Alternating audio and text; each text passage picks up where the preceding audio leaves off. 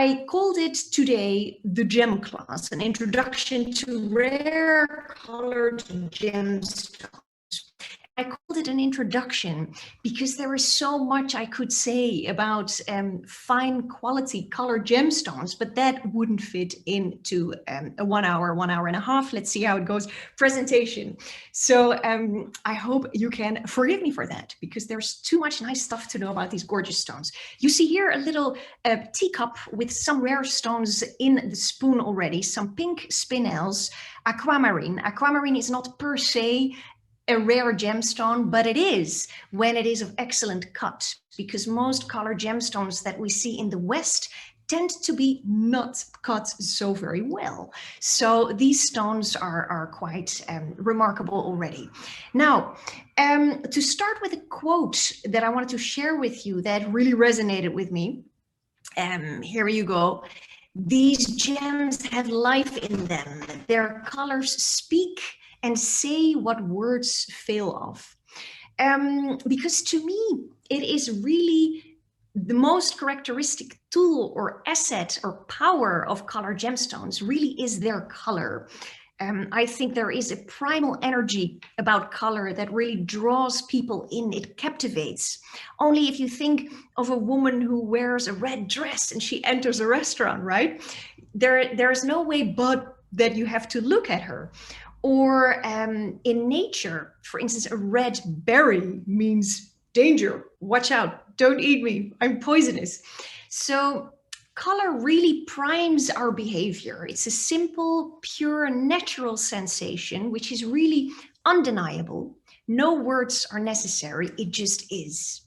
That's why this quote really resonated with me, because colored gemstones really speak to our primary senses, much more than diamonds, I think, and send out a signal to others as to who we are.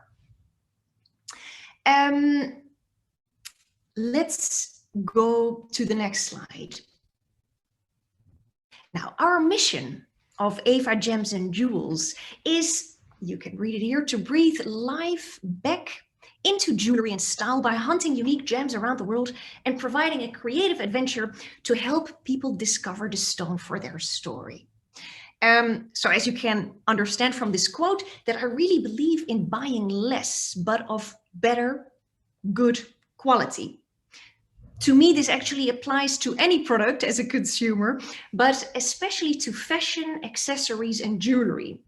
And the good thing and the fun thing is that fine colored gemstones inherently fulfill that mission already, or that belief, you could say, because they tend to be so rare that even if you wanted to buy a lot of them, you couldn't, because they're very hard to find. So it really fits the mission perfectly. Let's go on. What's the thing about Bangkok?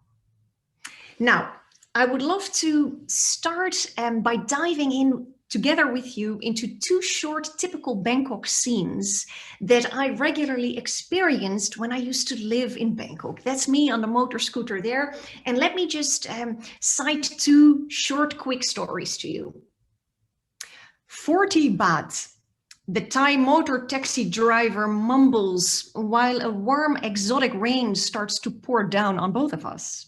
20 baht, I say, while keeping up 2 fingers. 40 baht, he persists. Are you serious, I say? It's not that far at all. I take this route every day. It's 20 baht every single time. The driver didn't understand a clue of what I just said, plus it starts to rain harder. So he knows I'll be soaked in the next 10 seconds. Goodbye, negotiation position. Naturally, he continues.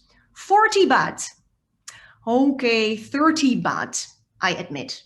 A dismissive hand gesture follows with a grumbling noise, but I just got myself a very exclusive spot, right at the back of a motor taxi, more like a scooter, as you can see. Bangkok's most effective mode of transportation. And it doesn't matter, we're talking here about a €1 ride. This haggling is really part of life there, and it's something that I love, with or without rain. Now later, in a small but packed restaurant, There are two middle-aged Indian men passionately disagreeing over a delicious Thai green curry about the quality of the blue sapphire, which they just saw a moment ago in a gem dealer's office across the street in Bangkok's gem district. One of them says, that was not royal blue, plus it was a crazy price, nodding his head sideways while pointing his spoon towards his lunch companion. How can you say such a thing? Says his lunch companion. It for sure was a nice, dark, royal blue, and I'm going to make an offer tomorrow. He'll come down with the price, you'll see. Now, those were just some scenes that I regularly encountered in Bangkok. And Bangkok is, as a matter of fact, the world's trading center for color gemstones. And color is really not to be trifled with in Bangkok. It is a serious business.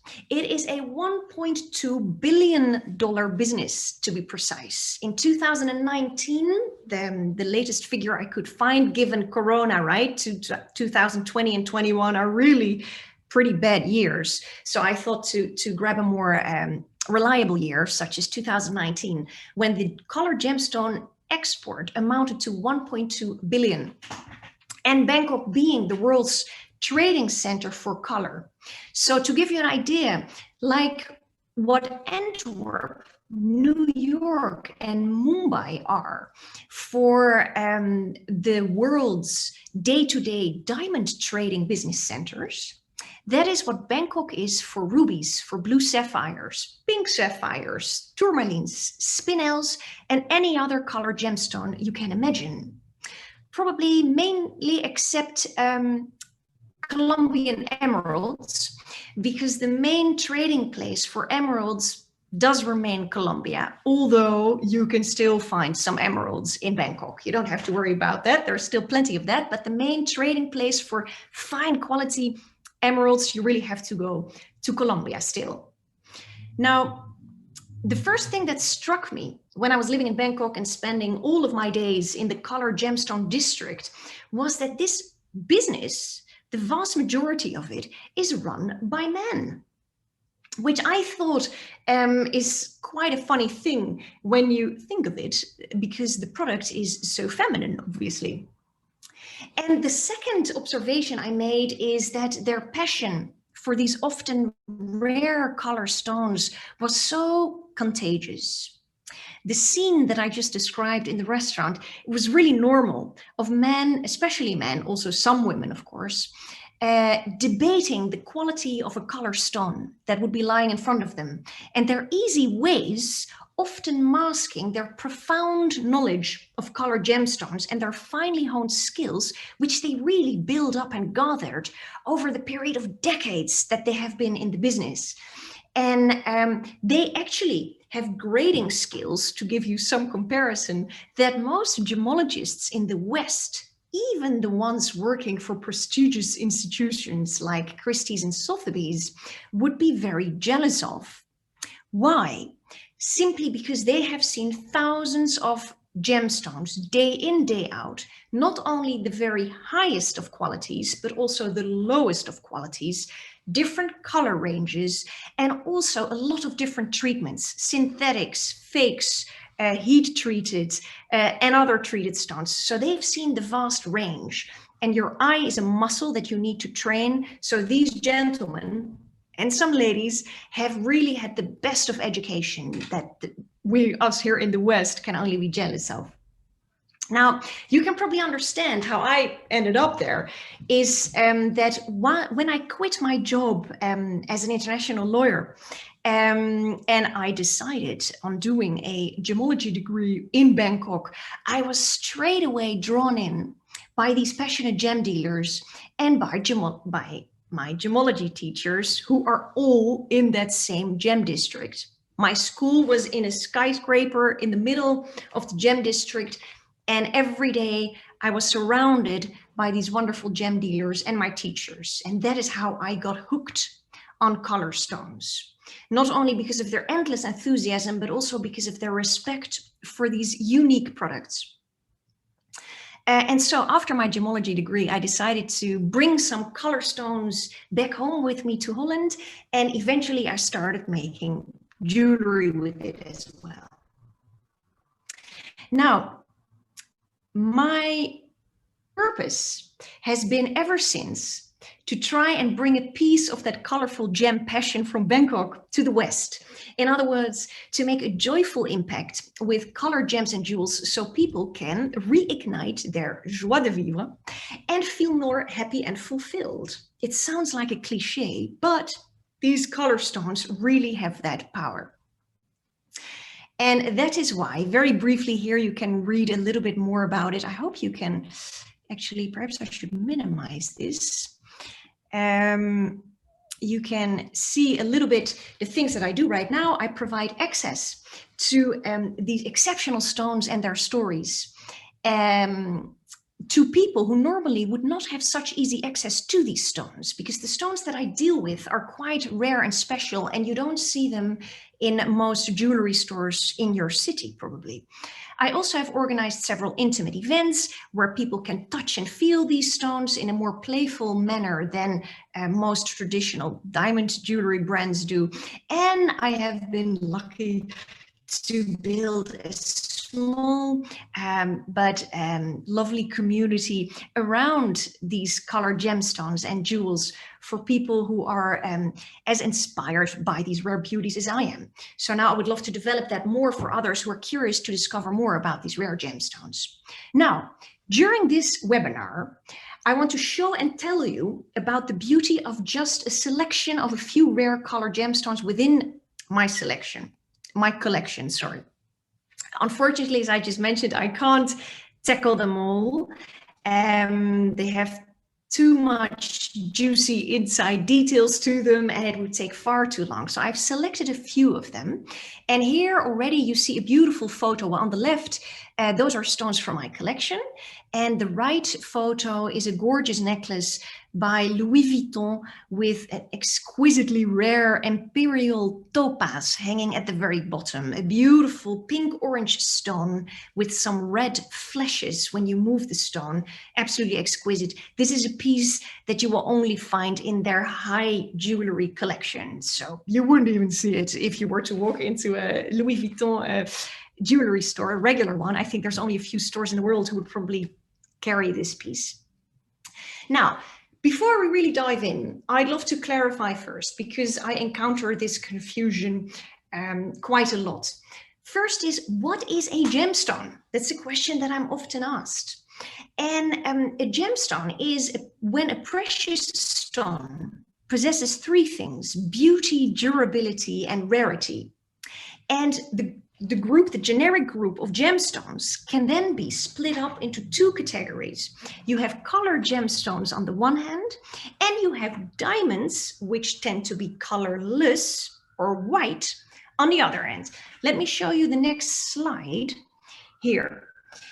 This is often where I notice that people get confused. People tend to believe that diamonds are not a gemstone. For some really weird, odd reason. It's just because diamonds have had such fantastic marketing that most consumers believe that a diamond is something ultra special and rare and definitely not a gemstone. No, that's really not true. A diamond is a gemstone, just like a colored gemstone is a gemstone. So that's the overall generic name we give to those stones. And then we split it up basically on the basis of color. We have colored gemstones and we have colorless or white diamonds. And just for the people who probably know a bit more about diamonds, diamonds are graded from D to Z, D being the most white or the most colorless diamond, which is what you want, which is going to be the most expensive diamond, up to Z, and Z means they'll be more brownish, more yellowish, so those diamonds will be a bit cheaper. Now, some people may say, oh, but Eva, wait a second, we also have these colored diamonds. Do we also call them colored gemstones? No, we don't. We call them fancy color diamonds. So that is simply a subcategory of diamonds, but I won't be talking about those. I'll be talking about color gemstones. So that was the first thing I wanted to clarify. A diamond is also a gemstone for sure. Now, I will only focus on and like to introduce you to fine quality color stones that come from younger mining regions, mostly from East Africa, as opposed to Asia, where most of the old and well-known color gemstones come from. The ruby and the blue sapphire, the most beautiful species and specimen, tend to come from Asia, according to some experts. There is a new wave of gemmologists and experts who believe that there are equally beautiful stones coming from East Africa, but generally we can say that the ancient historical beautiful color gemstones tend to come from Asia. I would like to focus on the group of stones that come from the younger mining regions in the world, and that is East Africa. And these stones have only been discovered in the 1960s, 70s, and 80s, which is really super young in gemmological terms. That doesn't mean, however, that these stones don't deserve the spotlight, which is precisely why I love to explain more about them, because in fact their beauty, quality, and incredible modern color palette really means that they form, as I'd like to call them, the new precious gems. And you don't only have to take my word for it. Today, these stones are being used by the world's most beautiful jewelry houses, as you can see in this gorgeous necklace. And also, as you can see, by leading auction houses, where more and more of these beautiful stones are being spotted. Now, so what I'm going to do is I've picked 4 of these new precious gems, or some gem groups, and in the next 30-40 minutes, I'll try to go as fast as I can, I'll give you a peek into their relatively young history. I'll tell you about their origin, their beauty, which is mostly their color, some fun facts about them, and why you love these specific stones. And at the end of this webinar, I'll share with you how I can help you choose your own precious jewel, if that would interest you. Now, let me see. I also love to hear, actually, at this stage, do you have a favorite gemstone right now, or a favorite color already? I'd love to know. And of course, if you have any other questions on color gemstones, or diamonds for that matter, I'll try my best. Feel free to put them in the chat, and I'll either try and pick them during the presentation or afterwards. We'll just see how it goes. But let me see. Ruby, I see hello from Poland and Milan. I hear a ruby. Peridot, which is a beautiful yellowish green stone. Citrine, Madeira citrine, very interesting. That's a beautiful orange stone, and citrine can come in different colors. That's why this person has cleverly indicated the Madeira variety. Citrine can come in different yellows and oranges, even cognac and whiskey colors. So that's good to know. But you'll see that the stones that I'll be talking about are stones that you've probably never heard of before. Let's see. Here you have an overview of the stones that I'll be tackling. So I'm going to talk about 4 groups. We're going to be talking about the Spinel sisters, the Garnet gang, the cocktail hour Tanzanite, the swimming pool blue Paraiba Tourmaline. So those are 4 stones that I'd love to dive into with you. And then we'll have a small, tiny summary. Then I'll ask you again what your favorite stone is. Perhaps one of these stones will become your new favorite. Who knows? Now, let's start with the Spinel sisters. Spinel, a peek into its history. Now, spinel is a stone that has been worn by emperors and kings in ancient times, both in the East and in the West, and yet you have probably never heard of it. That is, most people in the West have never heard of this gorgeous stone. This is partly due to the fact that it has been confused with ruby throughout history. In fact, It was Spinel who gave ruby its prestigious reputation. So that's really nasty. Ruby walked away with all the reputation, and Spinel is there as a, you know, as a pitiful leftover, but it's not really a pitiful leftover because it's absolutely gorgeous stone. Now, how did all this happen? Just some quick short background info. Ruby comes from the Latin word ruber, which means red. And it was only around 1800 that ruby was designated as being a different gem species and belonging to the gem species called corundum. And to that gem family actually belongs not only the ruby, but also the sapphires. So all the sapphires and rubies together belong to a family that is called corundum. Now, before 1800, usually any red stone would simply be called either a ruby or a garnet, even if it was something else. Simply the people didn't have the tools yet to gemmologically distinguish between too many different red stones. Now, the most famous ruby misnomer in history is called the Great Ruby Imposter, and also called the Balas Ruby. And that is a high quality stone you have never heard of. Which one is it? You've probably guessed it. It is this Spinel. So, as I said, any red stone found before 1800 was usually called a ruby.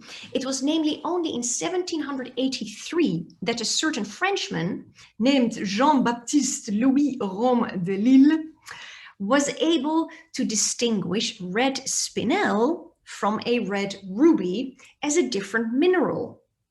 So only then was it established that these stones were in fact two totally different gemstones. And Spinel has been underappreciated ever since, though luckily in recent years it has been on the rise again.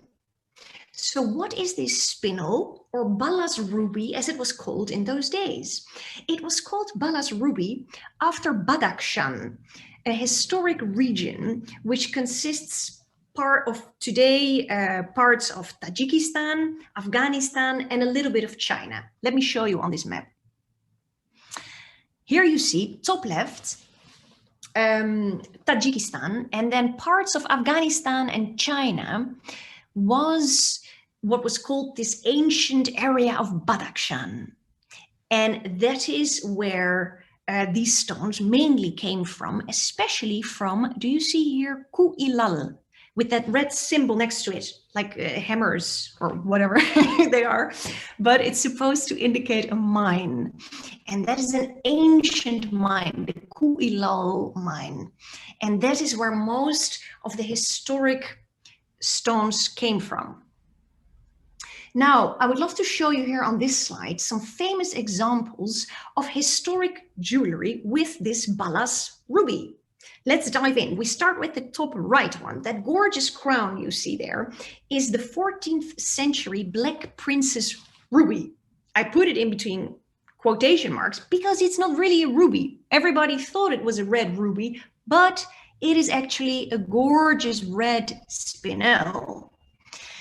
Now, the story of this gorgeous crown is it belongs to England. It's England's imperial state crown.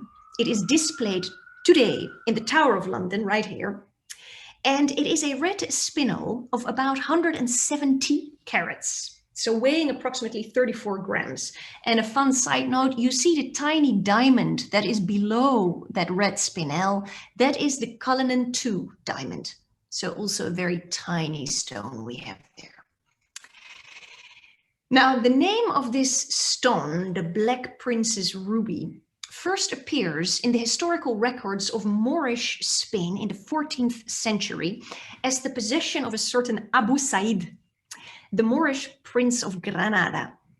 And through several wars and conquests, this stone then eventually ends up with the Prince of Wales, who was always called the Black Prince in history, who received it as a payment for victory of battle. So that is definitely not a bad payment to receive. Since that time, the stone has been in the possession of several English monarchs, and now it finally ended up in the state crown. Then we go to number 2, which is the very bottom right, called the Timor Ruby. You see that necklace there, also with a humongous red stone, the center stone. This is the Timor Ruby. And also this necklace has some illustrious provenance and also forms part of the English crown jewels and is one of their greatest heirlooms as well. It went from Mughal emperors to Persian rulers, and Mughal emperors were the Muslim emperors at the time in India and Pakistan. So from those Mughal emperors, it went to Persian rulers, and then it ultimately was acquired by a certain Maharaja Ranjit Singh in 1813. And this stone is absolutely humongous. It is almost, well, more than twice the size of the Black Princess Ruby that you see above it. It is about 352 carats. And it was considered for a long time to be the largest ruby in the world. So that was until 1851, when it was discovered to be a red spinel and not a ruby. Then when the British annexed the Punjab in 1849, they took possession of the Timor Ruby from the last Maharaja of the Sikh Empire. And the East India Company then presented the Timor Ruby to Queen Victoria as a gift in 1851. And that is why we can see it here today. The third example that I wanted to show to you is this gorgeous other crown on the left of the Timor Ruby, which is actually Russia's imperial crown. And this was first used in a coronation by Catherine the Great in 1762. Can you imagine? So ancient. It survived the Russian Revolution of 1917 and is now on display in Moscow in the Kremlin. Now, as I told you, the Timor Ruby had been considered the largest ruby in the world. That was until they found that red stone using imperial crown, and that was brought to Russia by a Russian envoy to China in the 17th century. It is 398 and a bit carat, and so that is actually the largest ruby in the world. But as mentioned, all these big red stones were all red spinels. So as I just mentioned, for centuries, the main historic source of spinels, especially the red and the pink ones, has been modern day Afghanistan, Tajikistan, in that area called Badakhshan. You may wonder, how come you have never heard of that region or of that mine, that Kuilal mine in particular? It is because during most of the 20th century, little was known about this area and this mine due to the fact that they were in the then closed up Soviet Union, right? So that's why these juicy informations and details didn't come out so much. Now, these Kuilal mines are said to have been discovered in the 7th century following an earthquake, so super old. And they have been the world's, let me admit someone, they have been the world's ancient source for large spinels for centuries, actually.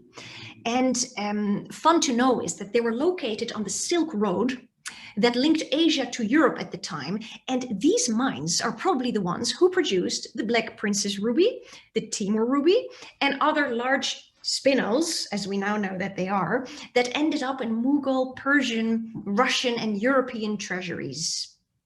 So as you can see, this spinel is not such a shabby stone after all. I hope I convinced you at least.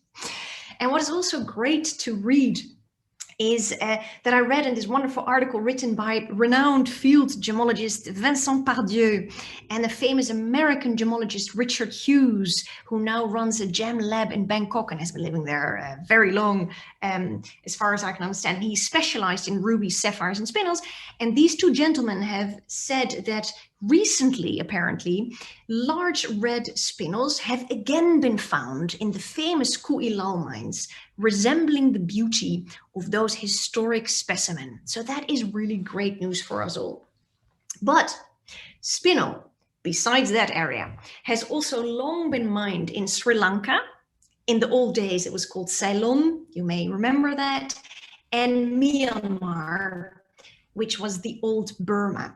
Funny thing is that among gem dealers, they still use the old country names.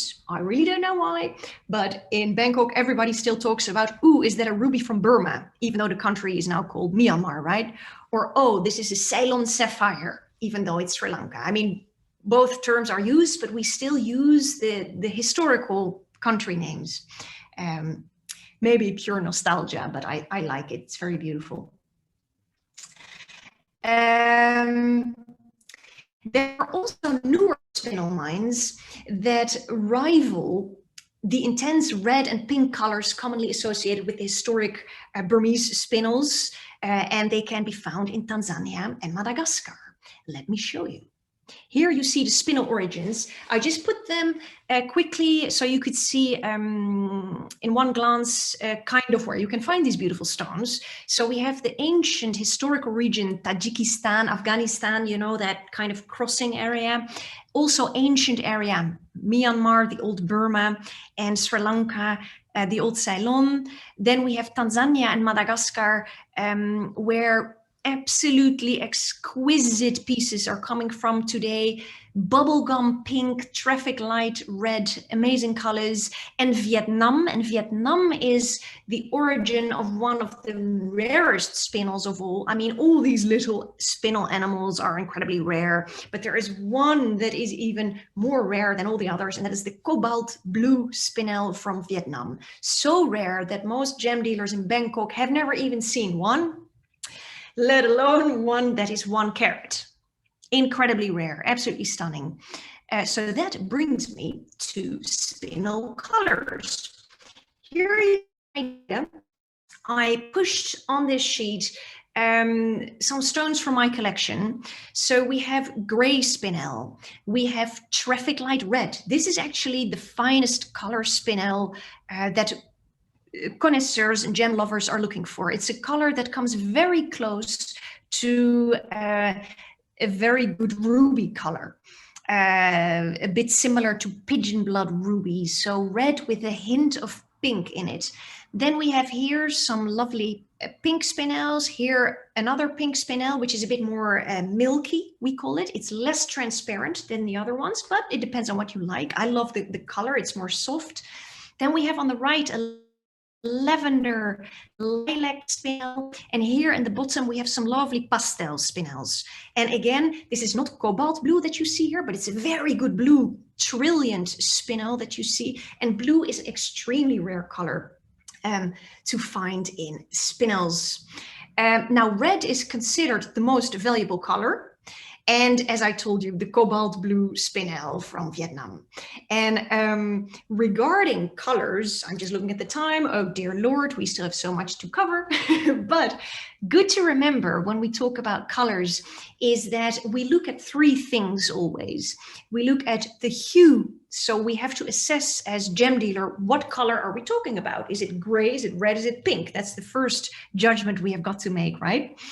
And what is its primary and what is its secondary color? That's where the tricky bit starts with green color gemstones. This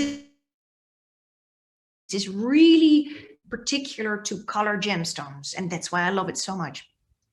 After the hue, we have to look at the saturation of a color. Saturation relates to the brightness or vividness of a color.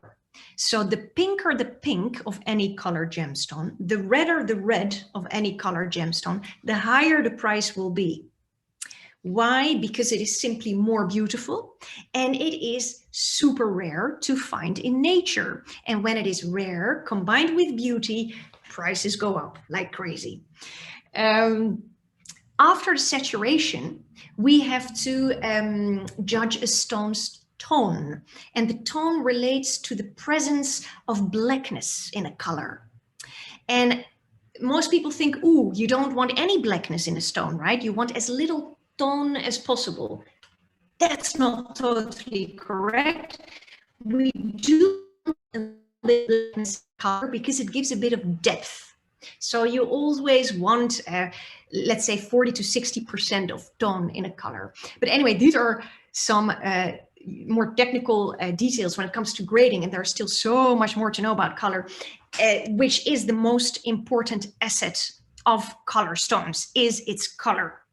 Color determines the beauty and the value, that is the price in the market of a color stone. That is why most of your time as a gemologist you spend on training your eyes to be able to become better at grading color, because you want to be able to pick the best color out of a lot, because you'll know that it will hold the most value. And besides that, of course, there is a personal, subjective part of your own taste, what you like, what you don't like. Some people simply like softer color stones, which is totally fine.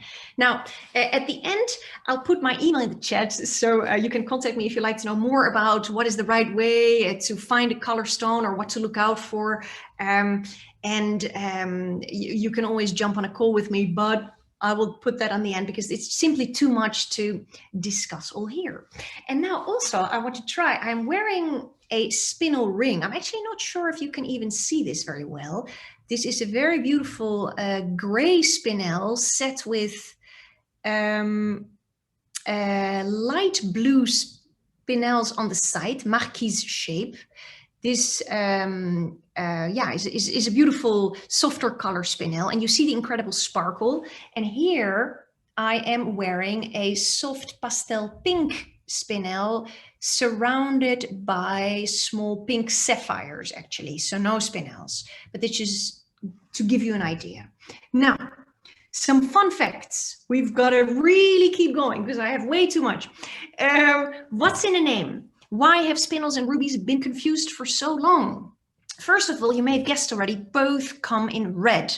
Ruby, per definition, has to be red, and spinel comes in a beautiful array of colors, which I just showed you, but also in this gorgeous red. On top of that, they're often found in the same mine as rubies. And they also have similar chemical components. In addition to that, spinel has what we call a refractive index, an RI, as we abbreviate it, that comes pretty close to that of ruby. Now, the refractive index is a tool that we use that measures the bending of the light when it goes from vacuum into a solid material. So when light goes from air into a stone and it hits the stone, it will be diverted and refracted within the stone, and then it comes out again. And that angle at which the light bends can be measured and will always be the same for every gemstone family. So when you start working with gemstones and you have to figure out, ooh, what is this gemstone lying in front of me? That's one of the first things you will measure, because those numbers, you will learn them by heart, and then you know, oh, okay, this is number 1.76 till 1.77, then it must be a ruby. That really helps. So this index, this refractive index of spinel, is pretty close to ruby. And basically what the RI means is the higher that number is, the better, because it just means your stone will sparkle more. It will have a greater brilliance. So we like stones that have a high RI, or a high refractive index. The highest, you may have guessed already, is the diamond. And below that, we have the sapphires and the rubies. And just one step below that, we have the spinel. So they come pretty close when it comes to their brilliant factor. That's another reason why many people confuse them. Until 1783, that French gentleman was able to distinguish the two. Now, another fun fact to know is that you may call the spinel the dealer's stone, because so many gem traders know the quality of the stone, and most have fallen in love with spinel, especially because it's beautiful color array, and they have tried, mostly with limited success, to promote it to the public. Now, one of the reasons why it has been so difficult to promote this stone to the public is because it's simply so rare. It's even more rare than rubies, and that says something. And it is often, though, of higher quality than the average ruby. It's often far cleaner inside, And with that good sparkle, brilliance, it really makes for a beautiful, fine quality gemstone. Another fun fact, you can call it the Maharaja Stone, because although the spinel has been unknown in the West for too long, it has always been highly regarded in other parts of the world, especially in Asia. In India, for instance, in the Mughal Empire that I referred to before. Why? Because you may remember that map that I showed you before, that Badakhshan area that consists of today's Tajikistan, Afghanistan, and a little bit of China. That, where that historic mine was, that is super close to North India, which is where our lovely Maharajas and the Sikh Empire were situated. So they were close to the source. So they knew about this gorgeous stone. Besides that, there was not so long ago, in 2019, the beautiful auction in New York, the Christie's Maharajas and Mughal Magnificence auction, where this historical necklace, imperial necklace with emerald and red spinels, which was estimated to go for $1 to $2 million US, actually sold for more than 3 million USD. So you see, that's not so bad for an unknown stone, right? And besides that auction, there was also, you may remember this as well, this fabulous exhibition of the Altani collection. You remember maybe. It was at the V&A in London, and it traveled around the world. It went to the Grand Palais in Paris. It went to the Met in New York City. And also there we could all see how India's Maharajas have always prized these spinel gems. Now, why you will love it, as I mentioned before, it is a stone, or did I? Actually, I'm not sure if I did. Because this stone, besides being revered in the East, is making a comeback. Especially we can spot the beautiful stone in high jewelry brands around the world. For instance, Cartier, who has always had strong historical links with India throughout their existence, they have always used spinel. See the earrings, gorgeous Cartier earrings. Then we have top right, a beautiful gray spinel ring by Louis Vuitton.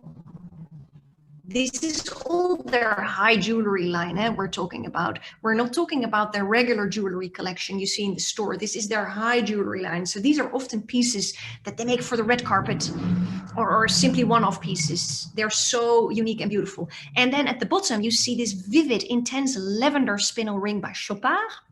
And top left, you see the ring that I just showed you before. So this stone is being used by some beautiful brands around the world. Another reason why you'll love it is, you may call it the stone that has, how do you say, arisen from the ashes. I think you say it like that, which is like a phoenix, right? And it is enjoying a comeback, rightly so. And as mentioned, not only because the high jewelry houses have rediscovered this stone, often pushed by their demanding clientele to find something new and different, of high quality, but different. And so Spinel came around the corner and people were like, hey, this is actually an amazing stone. Let's use it again. And also because of the new mines that have been discovered in East Africa. And also because of the price. It is more interesting in price than that of rubies especially, and also sometimes than blue sapphire. Because while a ruby may go for several tens of thousands of dollars per carat, a spinel of the same size and beauty may go for 1,000 up to 8,000, 10,000 per carat. But unfortunately, their price is increasing, guys. So if you want to invest in a spinel gemstone, I suggest you do it quickly rather than late. Another reason why you'll love this stone is its quality. As I said, it has a high brilliance similar to that of ruby and sapphire. And because spinel is often cleaner inside, as you can see in this stunning ring by Chopard, it's so icy, right? It's so clean. That even emphasizes their sparkle and makes the sparkle even more strong and more brilliant, which is amazing. They're also hard, And hardness refers to their resistance to scratching. So they're a great stone for everyday wear. So that was the Spinel. And I have talked way too long, so I have to go really fast. The next group I wanted to tackle is the Garnet gang. Now, the tricky thing with garnet is that everybody thinks automatically about this dark, deep red garnet that you probably know that your grandmother may have had in some jewelry, which was so dark red that it actually looked black. You had to go close to a window or hold a flashlight over it, torchlight, and then you could actually see some red flashes. And that stone actually is the least attractive of the garnet group as we know it today. The red garnet is ancient. It has already been known since Roman times, but these guys that I would like to introduce you to now are much younger. They come from the 60s, 70s, 80s when they were discovered, so super young, and nobody knows them, or at least not enough people know them yet. And people keep on referring to that dark, dark red garnet from the past, which is a pity. We have to really remain open to these beautiful newcomers. Now, let's start with the green Severite Garnet, you see here top left.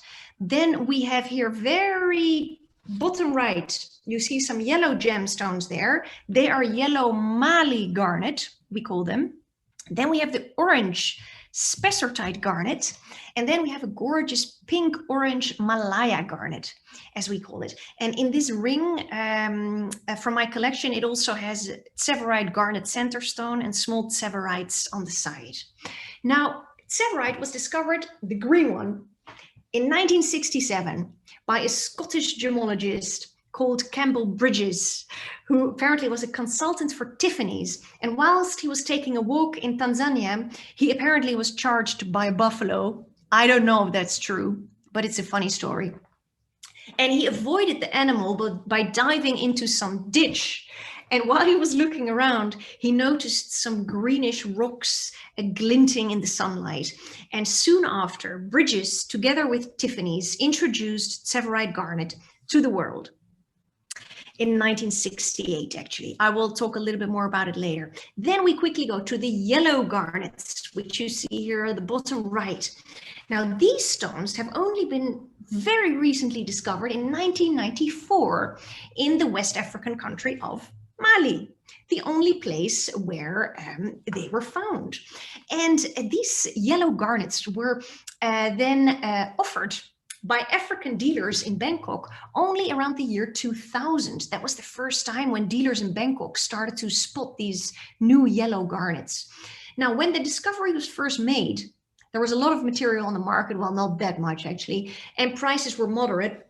However, in recent years, the prices have risen and supply has gone down, and it's mainly the lack of water and the high temperatures in Mali that make the mining of these stones pretty problematic, and production has been declining, which really has made of this stone a collector's item, actually, rare and valuable.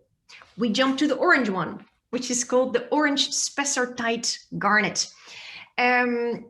Prior to the 1990s, this orange garnet was a rare collector's stone and wasn't seen in jewelry often at all.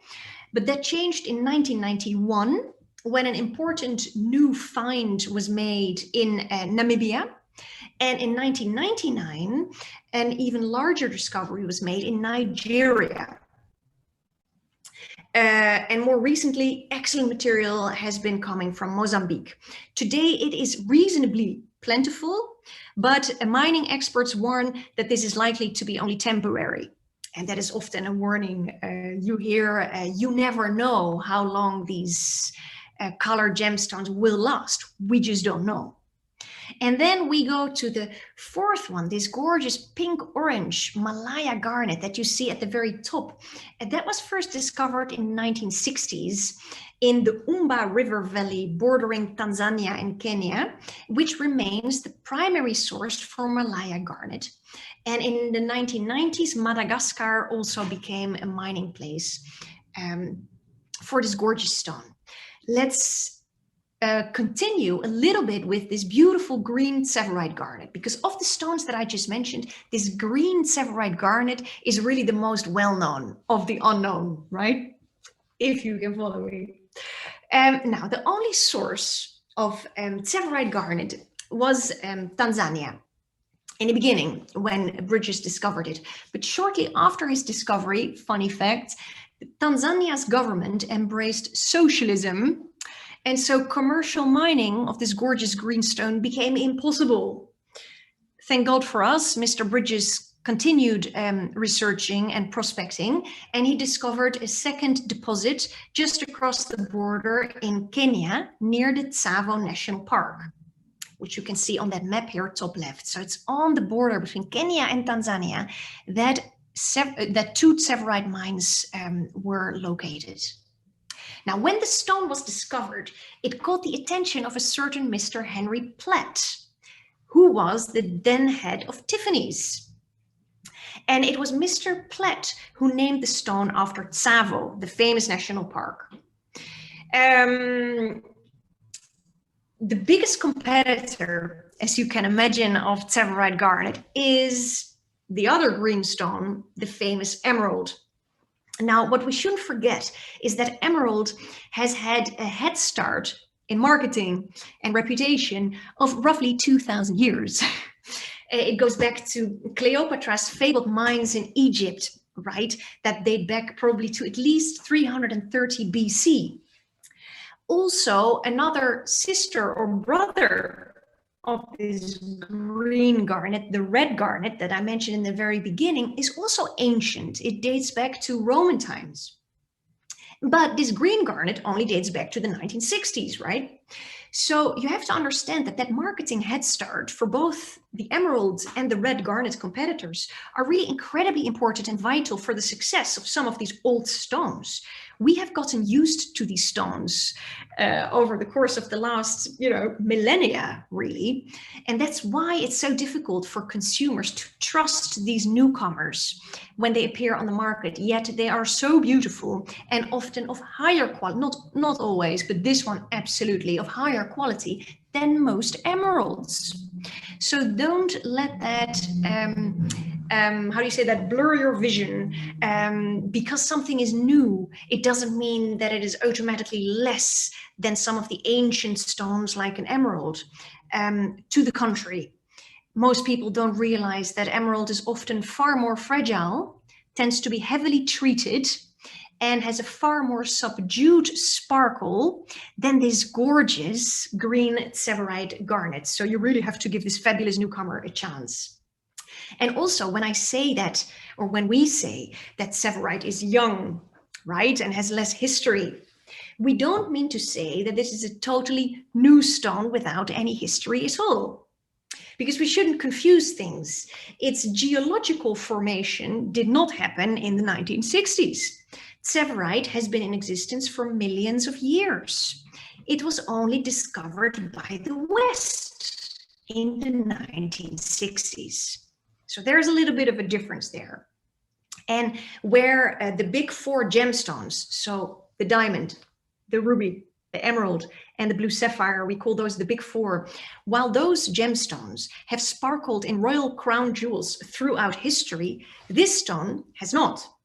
But who says that these stones don't have an equally important past for the Maasai or other people of this African region?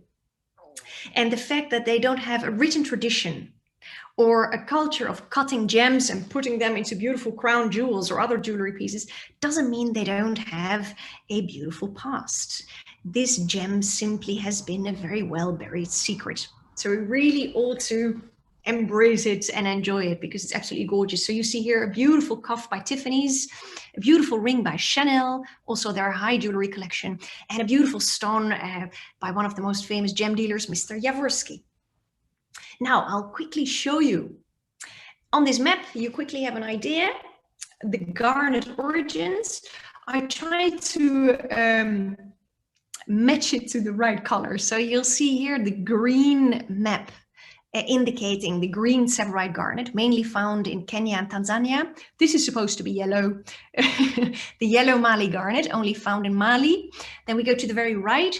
You see the orange Spessartite Garnet is found in a few places, also very rare.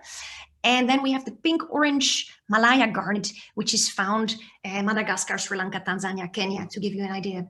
Now, when you see these mining countries, it might appear that mining prospects for these beautiful garnets would be immune to political and social disturbances, right? Because you think, nah, there's plenty. There seem to be more than enough countries that produce this stone. But as Mr. Hughes has stated, this famous author and gemmologist and researcher on these rare gemstones has stated, gem mining in places like East Africa is always a risky investment. To operate on a large scale not only requires investment in mine engineering, geological studies and infrastructure, it is also necessary to invest in security.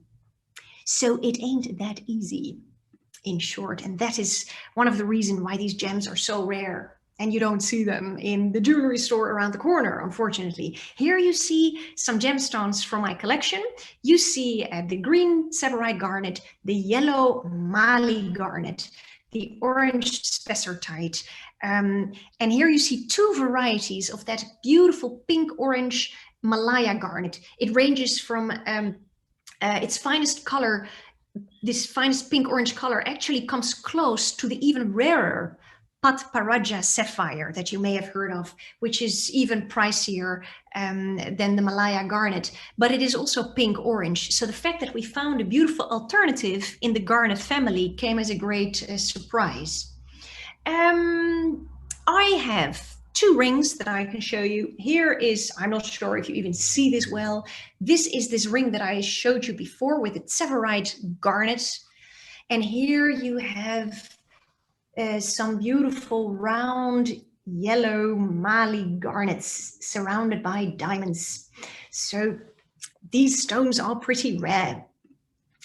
Fun facts. Let me see how quickly we can go through this. The garnets are a complicated family. We have to split them, or the group, the family per se, splits into several varieties. That is why we have so many beautiful colors within the garnet group. And it is a beautiful natural treasure trove for people like us who love these color gemstones. Now, another fun fact is the name Malaya Garnet. Why did miners cast this stunning pink-orange stone aside at the time when they found it a few decades ago? It's because of the following. The term Malaya apparently is derived from a Swahili word which means outcast. I also read it meant prostitute in another article. And miners gave it this name because when it was first discovered, local dealers wouldn't buy it. Why? Because it didn't fall into any of the standard garnet categories that they knew at the time, right? Mostly this boring, super dark red garnet. It was totally different. So what did they do? They cast it aside. If only they'd known. It's such a beautiful stone. And then another third fun fact I found is around the beautiful orange Spessartite Garnet. The name Spessartite refers to a Bavarian mountain range in southern Germany, where Spessartite garnet deposits were found in the 1880s already. Now, today, the most desirable Spessartites come from Namibia and are known as Mandarin Garnet. So we name it after the juicy fruit.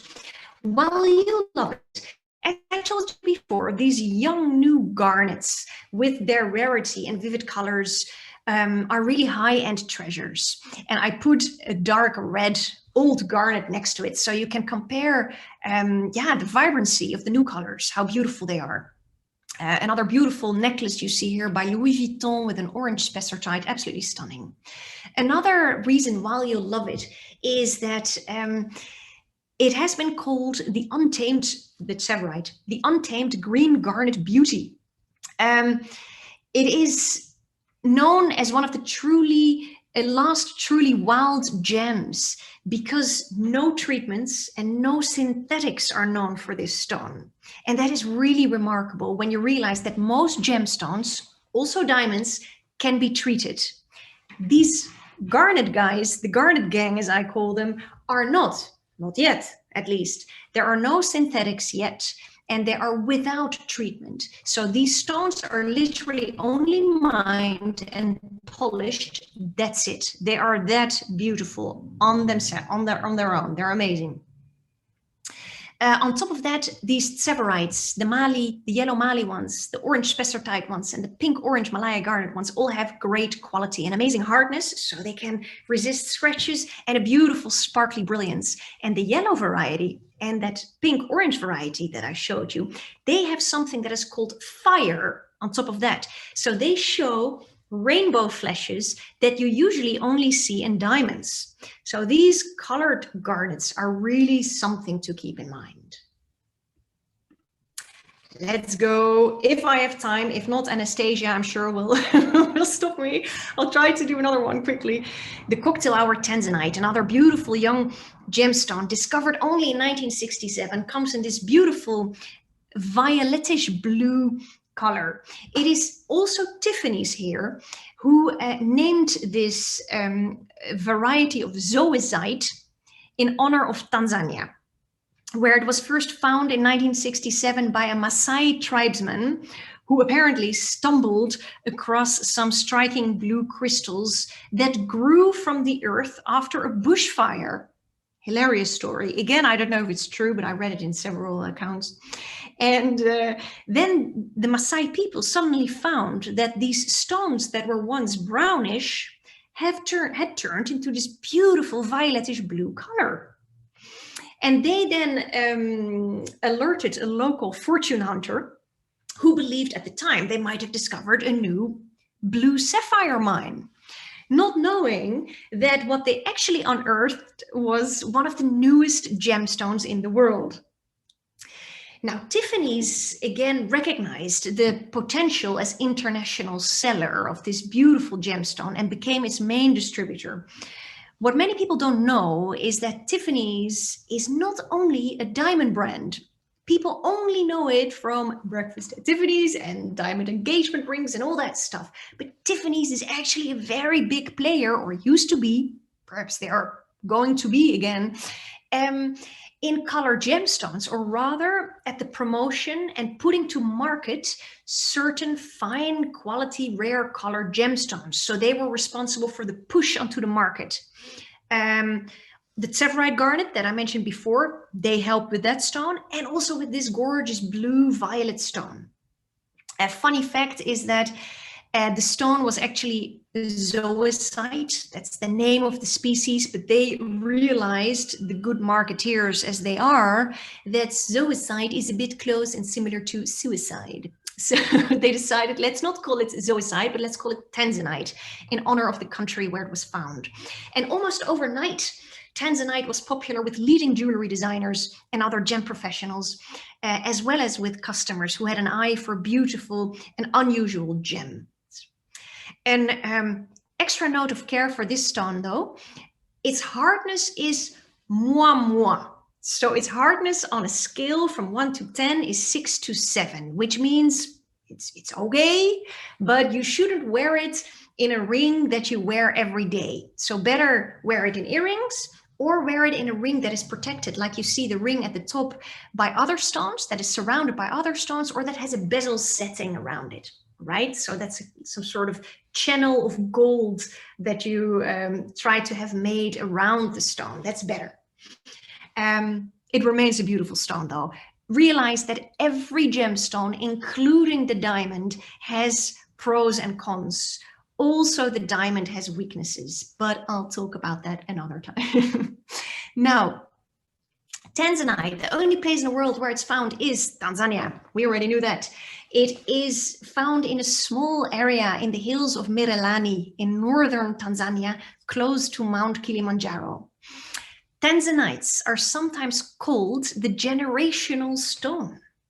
gem, I should say, because they are likely to become extinct in one generation. So they were discovered within one generation and they may become extinct again in one generation. We don't know. Then we go to the next slide. The color. That's easy. It's always kind of violetish blue. Close sometimes to the color of a blue sapphire. Now, the more close its blue comes to a fine blue sapphire, the higher the price of the Tanzanite will be. Why is that? Because whenever blue gemstones approach the blue sapphire, prices just go through the roof, because the blue of blue sapphire is considered to be the standard of blue. You cannot get better blue than a perfect blue sapphire. The same applies to rubies, by the way. So when you have a red gemstone, let's say a red garnet or a red tourmaline or a red spinel, that comes close to the finest colors of a red ruby, then the price of that red tourmaline will also go up. And the price of that red spinel will also go up, because there is demand for that fine blue sapphire blue. There is high demand for that fine pigeon blood red of a ruby. People love it, they want it, and there is not enough. So when other stones come close to it, people want to grab it, and there is a high price to pay. I have a ring. Here you see a Tanzanite ring with some light pink morganites next to it. So that's just to, I don't know, it's getting dark here in London, so it's not easy to show. And then fun facts, Tanzanite is a trichroic stone, which means when you view it from different angles, you see different colors, which is pretty cool. It's mainly with a loupe and with another tool, but you may see it sometimes in light also. You see different colors from different angles. Now, what you should know is that Tanzanite is mostly found naturally in the mine in muddy yellows and greens, and it has to be heat treated to reveal that more vibrant blue color that it's famous for. Don't be afraid when I say the word heat treatment. It is a totally acceptable treatment, and you should know that many gemstones on the market have been heat treated. 95% of rubies and blue sapphires, for instance. Almost all aquamarines on the market you see have been heat treated. The Tanzanite as well. It's a totally acceptable treatment, and it's necessary because without it, there wouldn't be sufficient naturally blue Tanzanites in the mines, in nature, in Mother Earth to give to us. So heat treatment fulfills a good duty there. Another fun fact is that it has been spotted on the red carpet also, this stone, like the previous stones that I discussed before. So many Hollywood stars have worn it.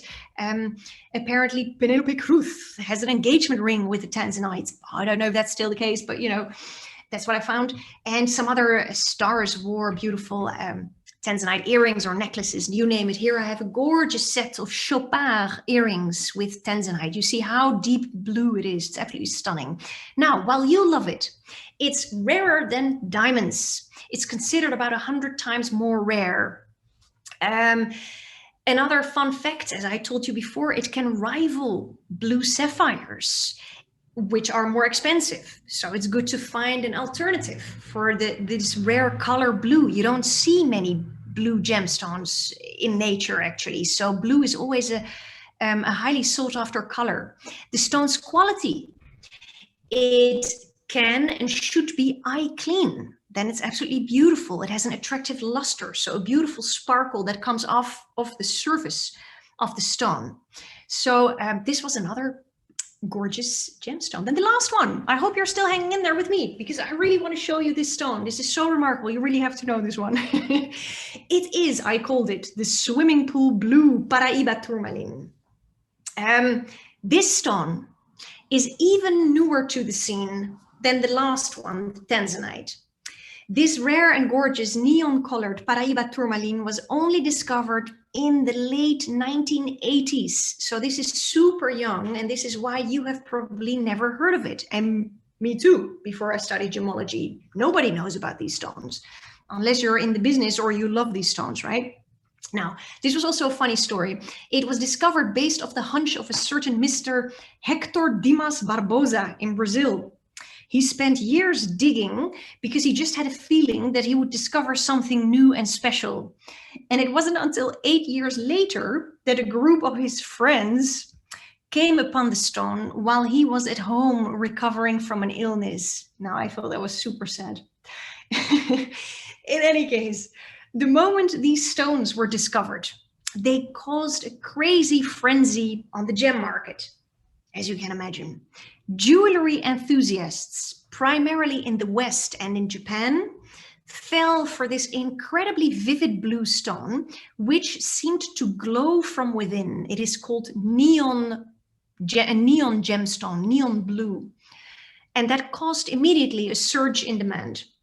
This was further intensified by the fact that the mine in Brazil, in the Paraiba state, was quickly exhausted after that. So that was short but sweet. Then, lucky for us, a similar material has been discovered in Africa in 2000. So again, in Africa. Now, also for this stone, note of extra care, like for the Tanzanite, this Paraiba stone is a good hard stone. It doesn't scratch very easily, but it often has inclusions inside the stone. So little crystals, little thingies inside the stone, totally normal. So when you do find a stone that is pretty clean, like this one in my collection, you have to pay a premium for it in the market. That's simply how it works, because everybody knows that these stones tend to be included, or they can be included. And because of that, those inclusions, the stone can be a little bit more fragile. So like the Tanzanite, so this stone, like the Tanzanite, I would recommend that you don't wear it in a ring every day. So use it as a cocktail ring and make sure that you protect the stone with either stones around it. So you have two bigger stones, you know, to shoulder the Paraiba, or you set it in a bezel setting, as they call it. So with a little gold band around the stone, just to be sure to protect it. Or just do it in earrings. Beautiful, if you can find them. So rare. Oh my God, but so beautiful. Now, then we quickly go, you see here, this is not totally correct. Paraiba Tourmaline, so it was discovered first and foremost in Paraiba, Brazil. You see on the left in Brazil, and then in Nigeria and Mozambique. Please ignore the other countries. This was a map for tourmaline in general, other tourmaline areas, but it's mainly Nigeria and Mozambique. Now, then we go to the colors. Here you see, so stunning. We call this, or the colors are neon bright, electric blue, green or violet. Here you see electric blue, green or violet. And they are seriously almost like an extraordinary turquoise swimming pool. So special. I have a ring, but I'm not sure if I do its color justice when it's getting late and dark outside. Such a pity if I absolutely ruin the beautiful color, because you have to see it in daylight. You just have to pass by one day and have a look at this beautiful stone. Then fun facts. I already told you it was originally found in Paraiba, Brazil. And then something fun happened when, well, not fun for that region because it was exhausted. So the rest of the world was totally disappointed. Like, oh my God, we discovered this neon gemstone. And several years later, in the 1990s, it was already exhausted in Brazil. But then they found more material in Africa. But then the discussion arose in the gem world. Can these stones in Africa also be called Paraiba Tourmalines when they're not coming from Brazil? And then it was decided by labs around the world that they can still issue a certificate, like I have as well, stating that it is a Paraiba Tourmaline, even if the stone is not mined in Paraiba, Brazil, but elsewhere, provided that two conditions are always fulfilled. Number one, the gemmologists of that lab have to regard the color of the stone as electric or vivid blue or green. That is literally what we call it. It has to be regarded as electric or vivid blue or green. And the second condition is that the stone has to contain the chemical elements of both copper and manganese, because these elements cause its amazing neon color. Many people, by the way, think it's fake, the color, when they see it for the first time. It is that intense. It is out of this world. Now, another fun fact is that this stone is even more rare than the other stones that I mentioned before. For every 10,000 diamonds that are mined, they find one gem quality Paraiba Tourmaline. A stone over 3 carat is practically unheard of. So, I mean, yeah, I don't have to add anything to it. These stones are uber rare, and you'll be one of the few in the world wearing one. And also, this gemstone is the high jeweler's best friend, can also be spotted in beautiful jewelry pieces by high houses such as Louis Vuitton, Chopard, Chanel, Dior, and Cartier. While you'll love it, I already mentioned it's rarer than diamonds. And you see some beautiful other pieces by Louis Vuitton here, rings on the right, this bracelet by Louis Vuitton. This is my ring, by the way, that I just tried to show you. You'll love it because of that beautiful electric glow that appears to light up the stone from within, and it makes it one of the most sought after gems in the world. And yeah, the stone is considered more special than any other blue or green tourmaline out there. And I guess you understand why now, because of its exquisite color saturation, generally more attractive color, and its greater rarity. So that was it, ladies and gentlemen. I hope you're still with me for this presentation that lasted a little bit longer. And so we covered 4 stones, or 4 groups.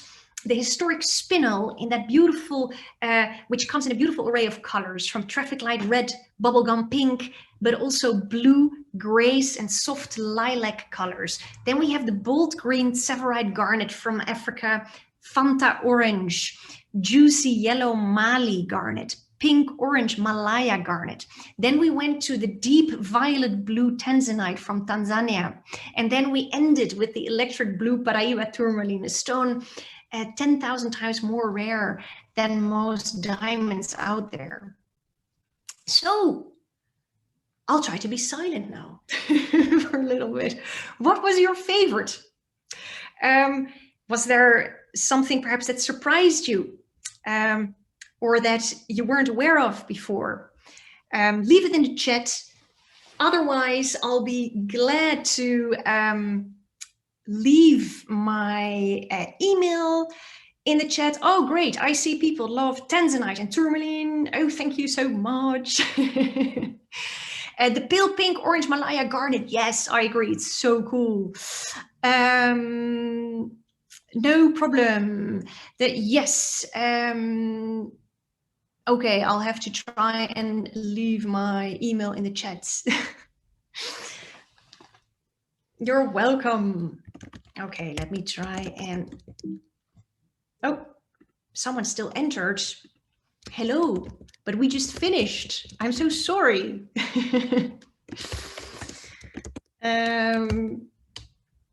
Oh, wait, I'm not sure I sent that to everyone. No, let me try again. So that's my email. And I'm glad I see Tanzanite, Paraiba. Yeah, I know, they're stunning, aren't they? They're very vibrant, deep colors. The rose-colored garnets were my favorite. Nice, nice, nice, nice. Yeah, they're so special, aren't they? I mean, these are stones you never see. That's why it's such a pity, unless you go to Bangkok. And oh, thank you so much, Tizania. Thanks a lot.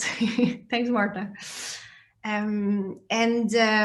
They're so special. So that's why I really think these stones, we have to make them more known, right? In this part of the world. So more people are aware of them. And you can also ask for them, because, well, in London we happen to be in a good place, because yeah, it's a luxurious city, right? So we may have a little bit more of a chance to find these stones. Well, also, of course, you can contact me as well. I also have a nice tiny collection.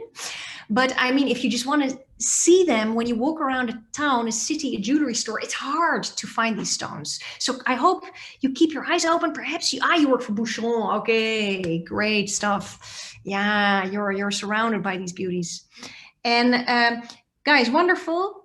And I have here something else. I have to wrap it up. Seriously, I'm glad you told me your favorite stones. Then I have here some ways how you could work with me if that would at all interest you. I offer bespoke ring service. So I source rare gemstones and we create rings for clients. I have a small ready-to-wear collection, and I also offer loose gemstones.